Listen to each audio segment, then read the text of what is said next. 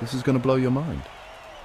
Trump first expressed a desire to buy Greenland in 2019, and now again in 2025, perhaps with a more driven push this time.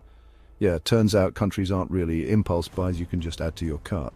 Denmark understandably responded with a resounding not for sale. Trump's proposal, while seemingly outlandish, did shine a light on a fascinating historical practice: countries buying and selling land. While not as commonplace today, history is rife with examples of nations swapping, selling, and claiming territories. The Greenland debacle, comical as it might seem, raises some serious questions.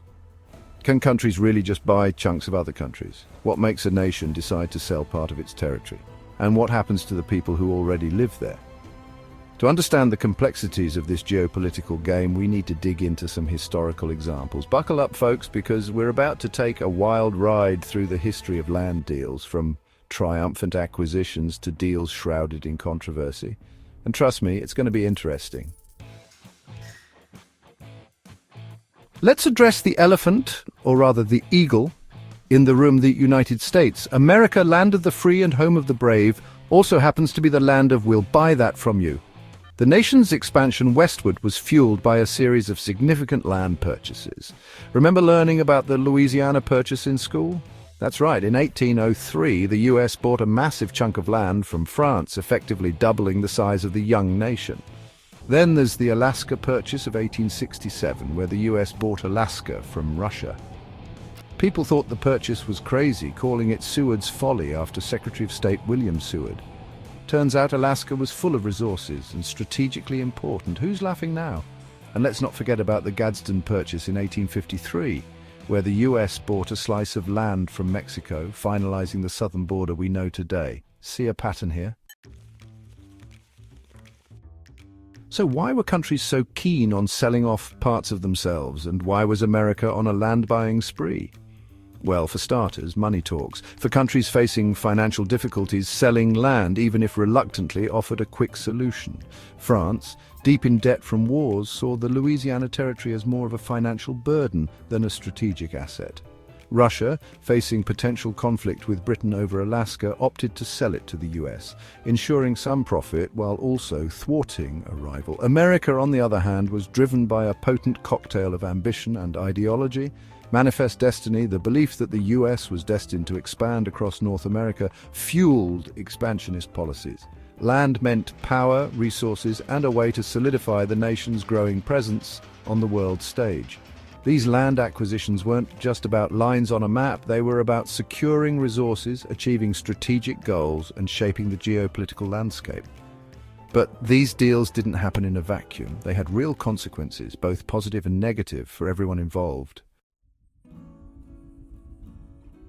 Section 4. Winners, losers, and lasting impacts.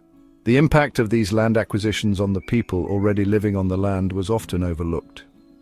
Native American tribes, the original inhabitants of the land, faced displacement, broken treaties, and forced assimilation. The Louisiana Purchase, while a diplomatic triumph for the United States, further marginalized Native American tribes, pushing them further west and fueling conflicts over land.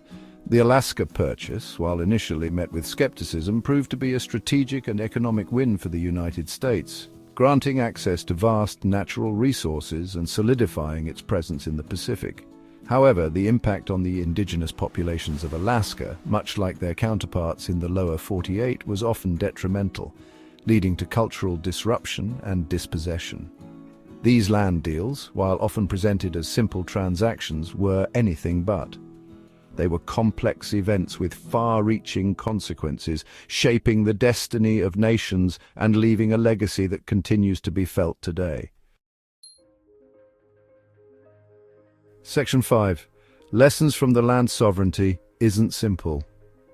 Looking back at these historical examples, it's clear that the notion of countries buying land is far more complicated than it seems. It's not just about money changing hands, it's about power dynamics, strategic interests, and the lasting impact on the people who called these lands home. While the days of countries casually buying and selling territory may be largely behind us, the lessons learned from these historical deals remain relevant. The desire for expansion and control over resources continues to drive international relations. The complexities of sovereignty, territorial integrity, and the rights of indigenous populations are issues that continue to demand our attention. So, the next time you hear about a country expressing interest in buying a chunk of another country, remember that it's not just about the transaction. It's about the history, the people, and the lasting impact on our world.